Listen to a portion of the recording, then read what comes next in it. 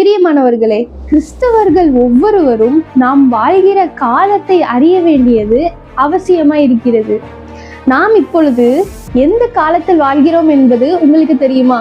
வேதாகமத்தின்படி நான் உங்களுக்கு காலங்களை ஒரு அட்டவணையாக கொடுக்கிறேன். பல வேத ஆராய்ச்சியாளர்கள் உலக படைப்புக்கு முன்னதாகவே அனாதி காலம், தூதர் காலம், அறியப்படாத காலம் என்று 3 காலகட்டங்கள் முடிந்து விட்டதாக அவர்கள் சொல்லுகிறார்கள். பிரியமானவர்களே, ஆண்டவர் படைத்த 7 நாட்களில் ஆதாம் ஏவாளை ஏதேனில் படைத்தார். அந்த காலம் குற்றமில்லாத காலம்.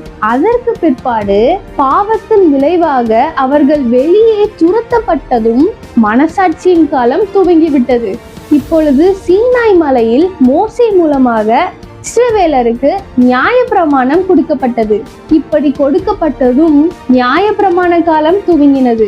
இப்படியாக சீனாய் மலையில் துவங்கின நியாயப்பிரமாண காலம் கல்வாரி மலையில் கிறிஸ்து இயேசு உலகின் பாவங்களை எல்லாம் ஏற்றுக்கொண்டு ரத்தம் சிந்தி எல்லா பிரமாணங்களுக்கும் கீழ்ப்படிந்தவராக மரித்த போது முடிவடைந்தது.